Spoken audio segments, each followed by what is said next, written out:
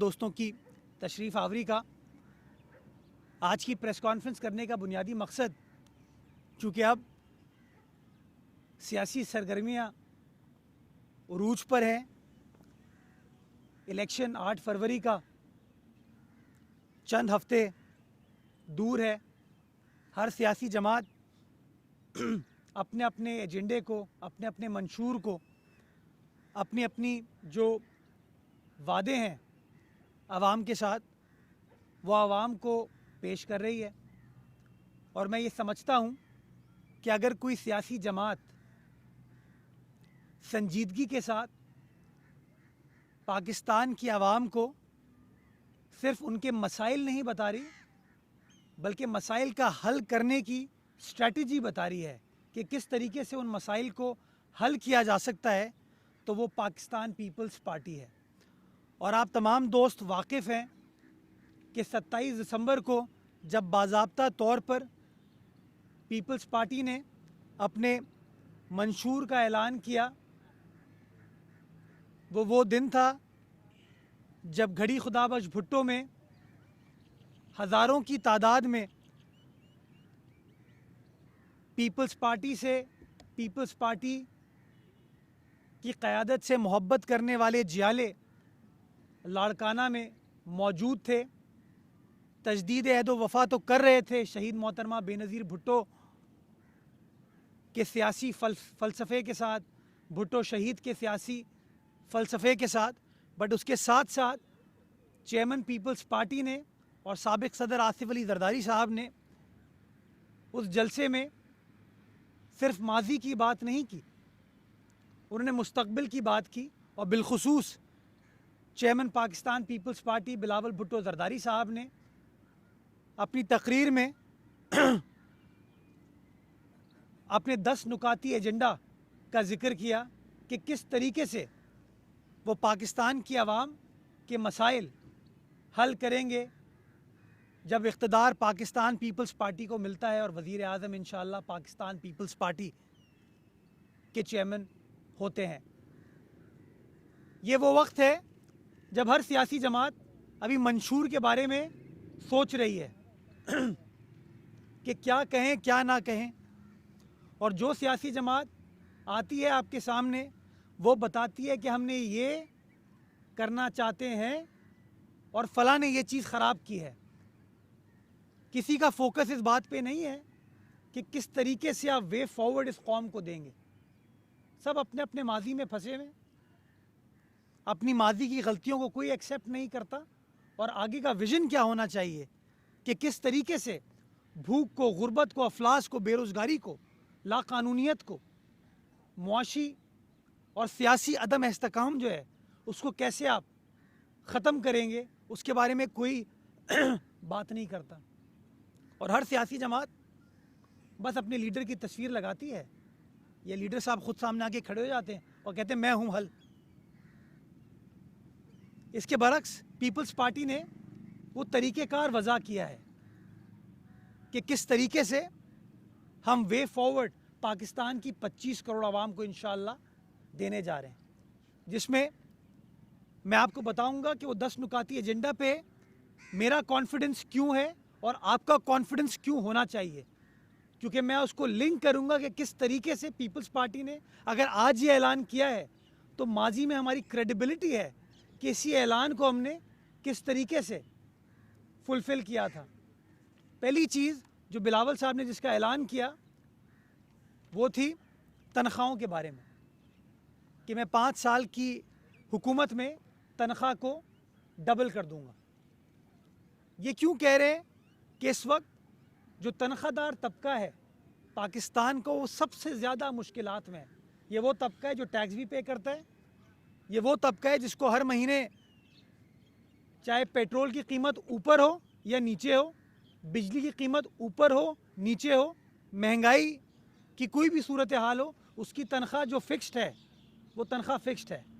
अगर कोई शख्स 50,000 रुपये कमा रहा है, उसकी तनख्वाह 50,000 रुपये है। अगर पेट्रोल की कीमत डबल हो जाती है, उसकी तनख्वाह डबल नहीं होती। आप मीडिया के दोस्त तनख्वाह पर काम करते हैं, आपके अद्वियात के अखराजात डबल हो सकते हैं लेकिन आपकी तनख्वाह डबल नहीं होती। जो मज़दूर है जिसका मिनिमम वेज हमारी हुकूमत ने 32,000 रुपये फ़िक्स किया था, उसके अखराजात कुछ भी हो जाएं लेकिन वो 32,000 रुपये उसका नहीं बढ़ता। तो पहली चीज़ जो बिलावल साहब ने जिसका ऐलान किया वो ये किया कि 5 साल में इंशाल्लाह जो आपकी सैलरी है, तनख्वाहदार तबका है, उसको रिलीफ देने के लिए उस तनख्वाहदार तबके को रिलीफ दी जाएगी, तनख्वाह डबल करके 5 साल के अरसे में। और मैं आपको बताना चाहूँगा, आपको याद होगा कि जब 2008 में हमें इक़्तिदार मिला था, हमने उस हुकूमत के दौरान उन 5 सालों में जो तनख्वाहदार तबका है उसकी तकरीबन 150% तनख्वाहों में अपने 5 सालों में इजाफ़ा किया था। एक बार 2010 में किया था जब 50% तनख्वाहों में इजाफ़ा किया गया। एंड रिज़ल्ट जो 5 साल का दौर जब ख़त्म हुआ तो हमने 150% तनख्वाह में इजाफ़ा किया। तो यानी कि अगर आज बिलावल भुट्टो ज़रदारी ये कहता है कि मैं तनख्वाहदार तबके को रिलीफ दूंगा और आपकी तनख्वाह को 5 साल में डबल करूंगा, तो हमारा माजी का बैकग्राउंड है कि हमने ये काम करके दिखाया था जब शहीद मोहतरमा बेनज़ीर भुट्टो की शहादत के बाद आसिफ अली ज़रदारी साहब ने पाकिस्तान की कमान संभाली थी और हमने ये काम किया। दूसरी चीज़, बिलावल साहब ने कहा कि मैं 30 लाख घर बनाऊंगा। आपको याद होगा खान साहब कहते थे 50 लाख घर, 1 करोड़ नौकरियां किस तरह बनेंगी, कभी उन्होंने बात नहीं की। और आपने देखा कि हुकूमत जब उनकी 4 साल रही वो कहीं चीज़ होते हुए नज़र नहीं आई। उनके तर्जुमान आके कहते थे हाँ हमने कहा था इतने घर बनाएंगे, पाकिस्तान में इतने घर बने तो हैं ना। यानी कि मैं जो अपना घर बना रहा हूँ उसका क्रेडिट भी वो ले रहे हैं, जो आप अपना घर बना रहे हो उसका क्रेडिट भी वो ले रहे हैं। तो बिलावल साहब ने कहा कि मैं 30 लाख घर बनाऊंगा और हमारी क्रेडिबिलिटी इस बेस पर आती है कि जो हालिया सैलाब में सिंध के अजला में तबाहकारी हुई, उस तबाहकारी के नतीजे में हमारी हुकूमत ने, पाकिस्तान पीपल्स पार्टी की सिंध हुकूमत ने यह फ़ैसला किया कि लोगों की मुआवनत करेंगे, लोगों की मदद करेंगे 21 लाख घर बनाने में। और आप देख सकते हैं इस वक्त अगर आप जाएं सिंध के मुख्तलिफ अजला में आपको वो घर बनते हुए नज़र आ रहे हैं। सिंध पीपल्स हाउसिंग कंपनी के ज़रिए पैसे उनको दिए जा रहे हैं लोगों को। ये नहीं कि हम खुद घर बना के दे रहे हैं, हम उनको पैसे दे रहे हैं, माली मुआवनत फराम कर रहे हैं ताकि लोग अपनी इस्तिताअत के मुताबिक और अपनी ज़रूरियात के मुताबिक अपने घर बना सकें। ये क्लाइमेट चेंज के हवाले से, क्लाइमेट रेजिलियंस के हवाले से अगर बिलावल साहब कहते हैं कि मैं ग्रीन इकोनॉमी को फ़रोग़ दूंगा, अगर बिलावल साहब कहते हैं कि मैं अपने हारी को, किसान को 300 यूनिट बिजली मुफ्त दूंगा, इसका भी बैकग्राउंड है, इसका भी बैकग्राउंड है। और आपको याद होगा कि जब सैलाब हुआ तो बिलावल साहब ने बैनुल अक़वामी सतह पर इस बात को शोकेस किया कि सनतें आपकी चलती हैं और ग्लोबल वार्मिंग के, क्लाइमेट चेंज के असरात हमें पाकिस्तान में फ़ील हो रहे हैं। पहली बार ऐसा हुआ कि पाकिस्तान की उस मेहनतकश अवाम का तस्करा COP27 में जो यूरोप में हुई उसमें तस्करा हुआ। अक़वाम मुत्तहिदा के फ़ोरम को बिलावल साहब ने इस्तेमाल किया और पहली बार आप तमाम दोस्तों ने देखा कि तमाम इंटरनेशनल कमेटी ऑफ नेशंस ने यह कहा कि हम लॉस एंड डैमेज फंड बनाएंगे क्लाइमेट रेजिलियंस के हवाले से। बिलावल साहब ने उस पॉइंट को आर्ग्यू किया, लोगों के सामने एजिटेट किया कि आपकी तरक्की हो रही है, मेरे लोगों का नुकसान हो रहा है, आपका सनतकार फ्लरिश कर रहा है, मेरा हारी, मेरा किसान, मेरा मजदूर परेशान है उस ग्लोबल वार्मिंग की वजह से। नतीजा हुआ वो फंड कायम हुआ, पैसे मुंतकिल होना शुरू हुए और ये पोटेंशियल है हमारे पास कि हम उस फंड के ज़रिए अपनी ज़रूरियात को पूरा कर सकें। जो बिलावल साहब कहते हैं कि मैं हारी को, किसान को इतने यूनिट बिजली मुफ्त दूंगा उसका भी बैकग्राउंड है। ये कोई हवा में तीर नहीं चलाया हमने। ये सबसे पहला इसका एग्जाम्पल आपको पाकिस्तान में नजर आता है जब इस्लाम कोट तालके में, जो कि थर पार्कर का तालका है, जहां पे थर कोल प्रोजेक्ट बीबी शहीद ने इन्विजन किया था और आसिफ अली जरदारी साहब ने उसको एग्जीक्यूट किया। जब उसका पहला पावर प्रोजेक्ट तकमील हुआ तो हमारी सिंध हुकूमत की काबीना ने यह फैसला किया कि इस्लाम कोट तालके में हर शहरी को 100 यूनिट मुफ्त बिजली फराहम की जाएगी, और हमने वो करके दिखाया।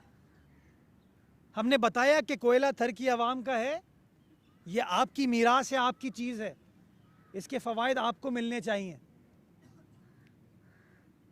तो बिलावल साहब ने माजी में अपनी काविश से, अपनी हिकमत अमली से, अपने मंशूर से ये साबित किया है कि अगर वो ऐलान करते हैं कि इतने यूनिट बिजली मुफ्त मिलेगी, तो हाँ, हमने थर पार्कर में ये चीज़ करके दिखाई। और अब बिलावल साहब कहते हैं कि ये चीज़ मैं इंशाअल्लाह इख्तिदार मिला तो हर जगह करना चाहूँगा। कैसे कि थर में हमने कोयले के ज़रिए बिजली बनाई, तो हम बाकी अजला में विंड और सोलर के ज़रिए बिजली पैदा करेंगे। हर डिस्ट्रिक्ट के अंदर अपना सोलर का पावर प्रोजेक्ट लगेगा और उस पावर प्रोजेक्ट के ज़रिए वहाँ के लोकल किसानों को हम रिलीफ प्रोवाइड करेंगे।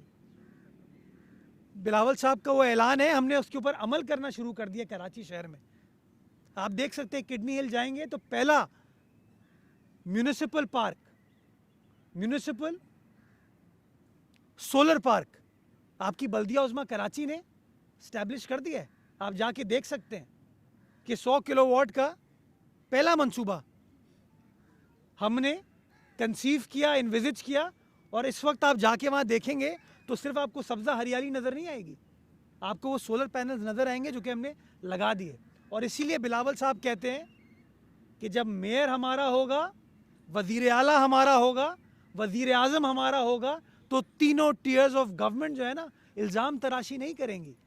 तीनों टीयर्स ऑफ गवर्नमेंट मिलकर एक दूसरे को कॉम्प्लीमेंट करेंगी और कॉम्प्लीमेंट करते हुए मसाइल का हल तलाश करके लोगों को रिलीफ प्रोवाइड करेंगी।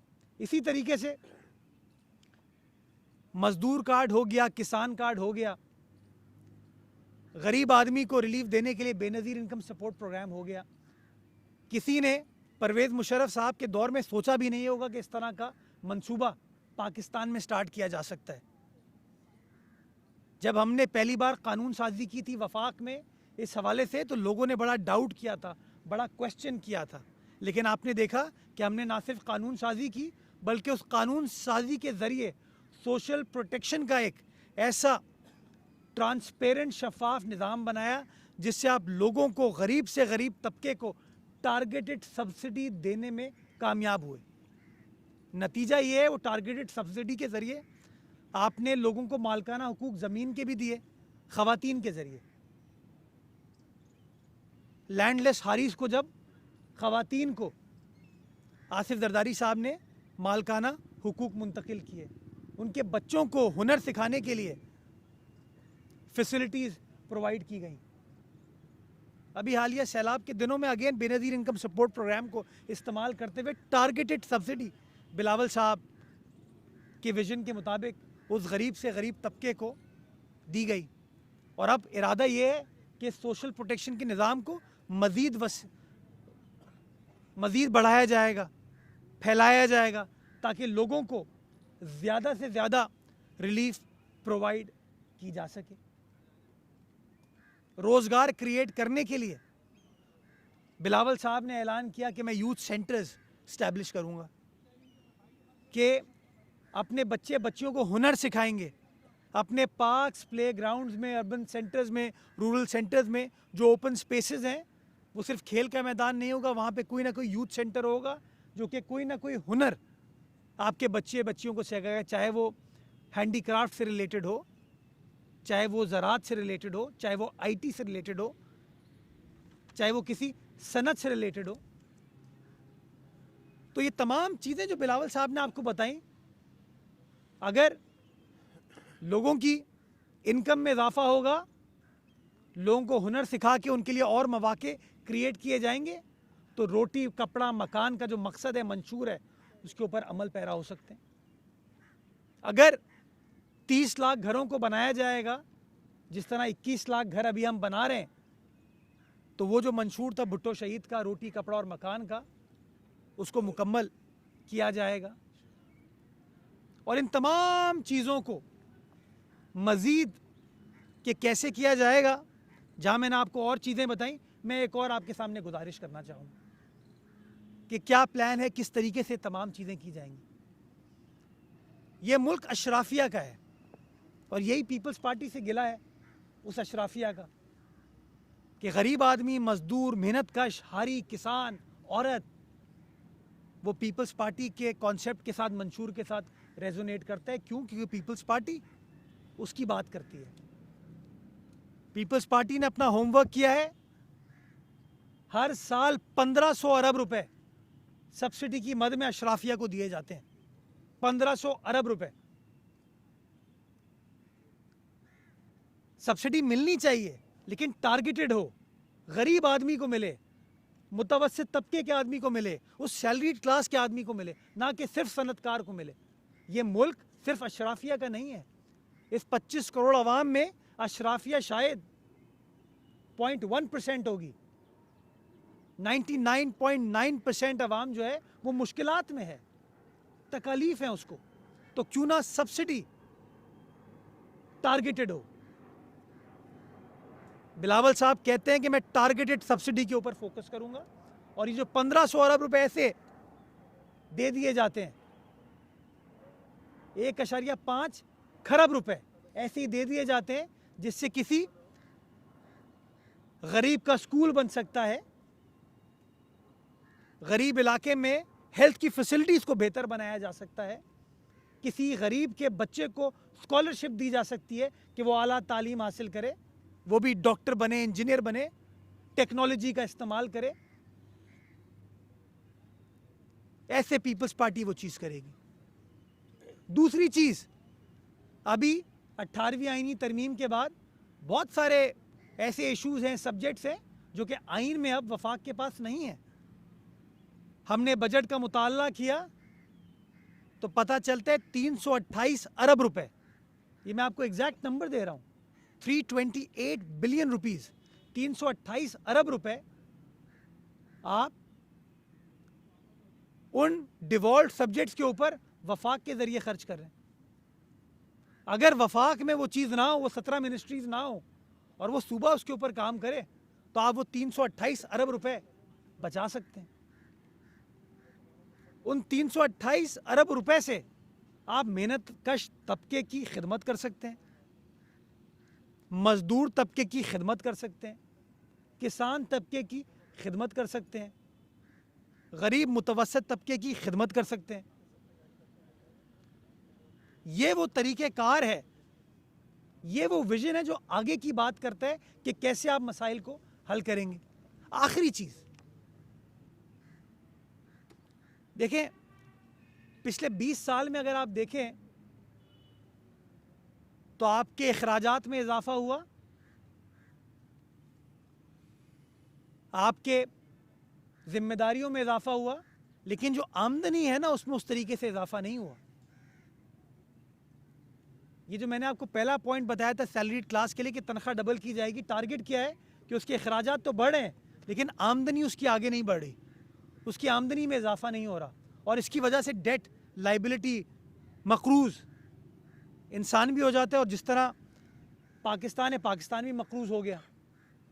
तो इसका हल ये है कि आपको अपनी आमदनी में इजाफा करने की ज़रूरत है, और पाकिस्तान की आमदनी का जो बुनियादी पिलर है वो आपका FBR है। FBR के अंदर रिफॉर्म्स लाने की ज़रूरत है। ये नहीं हो सकता कि आपके अखराजात ट्रिपल क्वाड्रिपल हो जाएं, लेकिन जो टैक्स कलेक्शन है वो डबल भी ना हो पाए, उसके अंदर इतनी चोरी हो, पिलफ्रेज हो, लीकेज हो, कहीं एडवर्टेंटली होती है, कहीं इनएडवर्टेंटली होती है, बट बाहर कैफ। FBR उस तरीके से परफॉर्म नहीं कर पाया, काम नहीं कर पाया, जिसकी मैं आपको मिसाल दूंगा सेल्स टैक्स ऑन सर्विसेज की, कि ये सेल्स टैक्स ऑन सर्विसेज सूबाई सब्जेक्ट था। परवेज मुशर्रफ साहब के दौर में एक ऑर्डिनेंस के जरिए एफबीआर इस टैक्स के ऊपर काबिज हो गई और टैक्स वो इकट्ठा करती थी। जब 18वीं आईनी तरमीम हुई तो इस मामले को वाज़ेह किया गया,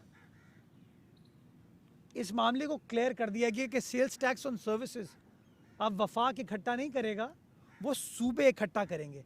यानी कि सिर्फ सूबाई सिंध नहीं, सिंध भी करेगा, पंजाब भी करेगा, बलूचिस्तान भी करेगा, खैबर पख्तूनख्वा भी करेगा। 2010 में ये चीज़ हुई और मैं आपको बताना चाहूँगा कि जब ये चीज़ सूबाई सिंध मुंतकिल हुई, हर सूबे में हुई, लेकिन मैं अपने सूबे के हवाले से बात करूँगा। जब 2010-11 के फाइनेंशियल ईयर ये हमें मुंतकिल हुई तो उस साल आखिरी साल जब वफाक ने एफबीआर ने ये टैक्स इकट्ठा किया था तो उसने पूरे साल में 16 अरब रुपए इकट्ठा किए थे। 2010-11 में कितने? 16 अरब रुपए, 16 बिलियन रुपीस। जब वो मुंतकिल हुआ सूबाई हुकूमतों को तो हमने अपनी कानून साजी की 2011 में और हमने सिंध रेवेन्यू बोर्ड तख्लीक किया और पहले साल वो जो 16 अरब रुपए हमें इकट्ठा करके वफाक देता था उस अमाउंट को बढ़ा के हम 25 अरब रुपए पे ले गए, 25 बिलियन, यानी कि 70% आपकी इनकम में इजाफा हुआ। वो 16 अरब जो इस्लामाबाद से इकट्ठा किया जा रहा था, इस्लामाबाद के बाबू इकट्ठा कर रहे थे, एफबीआर वाले इकट्ठा कर रहे थे, उसको एक नए इदारे ने, सूबाई हुकूमत की सतह पर चलने वाले इदारे ने 16 अरब को 25 अरब कर दिया। और आज मैं फखरिया आपको कहता हूं कि 11 साल गुजर जाने के बाद जब 30 जून के नंबर्स आप उठा के देखते हैं तो वो टैक्स जो कि वफाक 16 अरब रुपए इकट्ठा कर रहा था वो टैक्स बढ़ के 180 अरब रुपए पे आ गया है। 180 अरब रुपए, यानी कि 1200% आपने अपनी इनकम में इजाफा किया, 1200% 11 सालों में। और अगर आप 1999, 2000, 2001, 2002 के टैक्स फिगर उठा लें तो टोटल हजम जो एफबीआर इकट्ठा कर रही थी आज उस हजम को शायद डबल नहीं कर पाएंगे। तो हम ये समझते हैं कि आवाम को रिलीफ देने के लिए, आवाम के मसाइल को हल करने के लिए हम एफबीआर में रिफॉर्म्स लेकर आएंगे ताकि उसकी इनकम को, आमदनी में इजाफा किया जा सके, जो टैक्स कलेक्शन के लूप होल्स हैं उनको एड्रेस किया जा सके और तमाम सूबों में कंसेंसस बिल्ड करके, वफाक में कंसेंसस बिल्ड करके, जिस तरह सेल्स टैक्स ऑन सर्विसेज हम इकट्ठा कर रहे हैं, हम चाहेंगे सेल्स टैक्स ऑन गुड्स भी सूबा इकट्ठा करें ताकि रियासत के पास आमदनी में इजाफा हो सके और रियासत के पास इतने पैसे हों कि वो आवाम को रिलीफ देने के लिए, आवाम के मसाइल हल करने के लिए काम कर सके। ये तमाम चीज़ें जब होंगी, इसकी 2 बॉटम लाइन में देना चाहूँगा। भूख मिटाना चाहेंगे, नो हंगर इन पाकिस्तान, और हेल्थ केयर। बिलावल साहब पाकिस्तान भर का दौरा कर रहे हैं, चित्राल जाएं, दीर जाएं, इस्लामाबाद जाएं, मुजफ्फराबाद जाएं, क्वेटा जाएं, हर जगह जिना अस्पताल के साइबर नाइफ प्रोग्राम की बात की जाती है, हर जगह NICVD की कार्डियक केयर की बात की जाती है, हर जगह गम्बट की बात की जाती है, हर जगह SIUT की बात की जाती है। ये वो इदारे हैं, अगर हमने सेल्स टैक्स ऑन सर्विसेज अपनी आमदनी को बेहतर किया तो हमने ऐसे इदारे क्रिएट किए, ऐसे इदारों को स्टैब्लिश किया, ऐसे इदारों को फंड किया जो कि लोगों की खिदमत कर सकें, बिला तफरीक खिदमत कर सकें। और इंशाअल्लाह जब ये इक़्तिदार पाकिस्तान पीपल्स पार्टी को मिलेगा तो ये जो मंशूर के 10 नुकात मैंने आपको बताए, ये हर नुक्ता मसाइल की निशानदही नहीं कर रहा, ये हर नुक्ता मसले के साथ हल की निशानदही कर रहा है, तकलीफ के साथ रिलीफ की निशानदही कर रहा है। और यही पाकिस्तान पीपल्स पार्टी का मंशूर है कि खिदमत सबसे आगे, बिला तफरीक खिदमत में सबसे आगे वो पाकिस्तान पीपल्स पार्टी है। और हम पुरुमीद हैं इंशाअल्लाह कि ये जो खिदमत का एजेंडा है, डेवलपमेंट का एजेंडा है, और सिर्फ तनकीद की बात करने का एजेंडा नहीं है, इस एजेंडे के ऊपर, इस मंशूर के ऊपर पाकिस्तान की आवाम पीपल्स पार्टी को चूज़ करेगी, पीपल्स पार्टी का इंतखाब करेगी, और इंशाअल्लाह जीत पाकिस्तान पीपल्स पार्टी होगी। बहुत शुक्रिया। इस उम्मीद के साथ आने वाला वक्त हम सब के लिए बेहतर हो, आप दोस्तों के लिए भी बेहतर हो, हमारे लिए भी बेहतर हो, और हम सब मिलकर इस मुल्क को, कौम की खिदमत कर सके। पाकिस्तान जिंदाबाद। अच्छा मेरा सवाल है, इसी मुताल्लिक सवाल है, आपने पानी पिलवाना मईशत की बहाली के हवाले से सिवाय FBR का जो आपने जिक्र किया, कोई और ठोस कोई प्रोग्राम पीपल्स पार्टी के पूरे मंशूर में नजर नहीं आया। इसके अलावा करप्शन के खात्मे के लिए, क्योंकि दीमक की तरह सरकारी इदारों को करप्शन खा चुकी है, उसका भी कोई ऐसा ठोस कोई प्रोग्राम नजर नहीं। इस हवाले से क्या है? देखिए, मईशत के हवाले से सबसे बड़ा काम ही है कि अगर आप सनतकार के साथ भी बैठेंगे तो आपको यही कहेगा कि FBR में मसाइल है, आपको अपनी एक्सपोर्ट पॉलिसी को, मॉनेटरी पॉलिसी को ठीक करने की ज़रूरत है। मॉनेटरी पॉलिसी में कहते हैं ना, आप शरह सूद को कम करें, उस शरह सूद को कम करने के लिए आपको अपने वसाइल बढ़ाने होंगे ना। देखिए, माजी में होता यह था कि आपने अपनी आमदनी में इजाफा नहीं किया, आपने अपने वसाइल में इजाफा नहीं किया, और आपने लोगों को रिलीफ दे दी। यानी कि बिजली आपने सस्ती कर दी, लेकिन आमदनी आपने नहीं बढ़ाई। नतीजा क्या हुआ कि वो जो रिलीफ आपने दी, उसका नुकसान तो रियासत को ही हो रहा है। आखिर में वो कर्जा हुकूमत पाकिस्तान को ही रीपे करना है ना। तो इसलिए बेहतर चीज़ यही है कि आपको अपने इदारों में रिफॉर्म्स लाने होंगे, अपनी आमदनी बेहतर करनी होगी, अपनी टैक्सेशन के निज़ाम को शफाफ बनाना होगा, उसके साथ साथ एक्सपोर्ट पॉलिसी को ठीक करना होगा। ये जो इम्पोर्ट के ज़रिए या जाली एक्सपोर्ट के ज़रिए चीज़ें ख़राब होती हैं, इनकरेक्ट बिलिंग होती है इस मुल्क के अंदर, डॉलर जो पाकिस्तान में आने होते हैं वो पाकिस्तान नहीं आते। क्यों? क्योंकि स्टेट बैंक की शायद पॉलिसीज़ ऐसी कुछ हैं जिसकी वजह से वो सनतकार पैसे दुबई में या किसी और मुल्क में पार्क कर देता है, यहाँ नहीं लेके आता। आपको इन चीज़ों को ठीक करना होगा, और इसके लिए पीपल्स पार्टी कह रही है कि हाँ, हम ठीक करके देंगे, वसाइल भी बढ़ेंगे। Last but not the least, देखें ना, सस्ती बिजली इस वक्त किसी भी सनत को चलाने के लिए, ज़राई शोबे को चलाने के लिए बिजली सबसे अहम कंपोनेंट है। तो ये पीपल्स पार्टी का मंशूर था ना कि आप अपने थर के कोयले से बिजली पैदा करोगे तो आपको सस्ती बिजली मिलेगी। आप ठट्टा झिम्पीर में जो विंड कॉरिडोर है, वहाँ पे पंखे लगाओगे और पंखे लगा के सस्ती बिजली पैदा करोगे तो लोगों को सस्ती बिजली मिलेगी। अब ये सोलर पार्क की जो हम बात कर रहे हैं, ये शमसी तवानाई यानी कि धूप से जो आप बिजली पैदा करेंगे, इससे आपकी बिजली सस्ती होगी, बिजली की कीमत कम होगी, जिसका फ़ायदा आपके ज़राई शोबे को भी होगा और सन्नती शोबे को भी होगा इंशाल्लाह। जी सुनो, ये कर क्या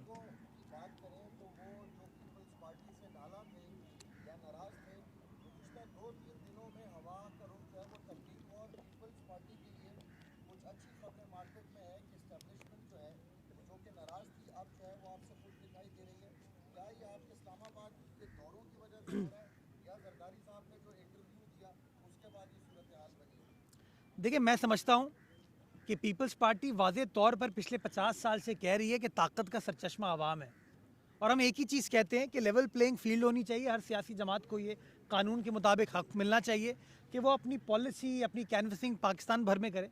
और मैं समझता हूँ पीपल्स पार्टी का फ़लसफ़ा भी इतना कैरिज़मेटिक है और हमारी क़यादत भी इतनी कैरिज़मेटिक है कि जहाँ जाते हैं बिलावल साहब, वो लोग उनकी तरफ खिंचते हैं, आते हैं उनकी तरफ, उनकी बात सुनते तो कहते हैं हाँ यार, हमें इन बाबों का क्या करना जो कि सिर्फ इसी चक्कर में फंसे रहते हैं, मुझे क्यों निकाला, मुझे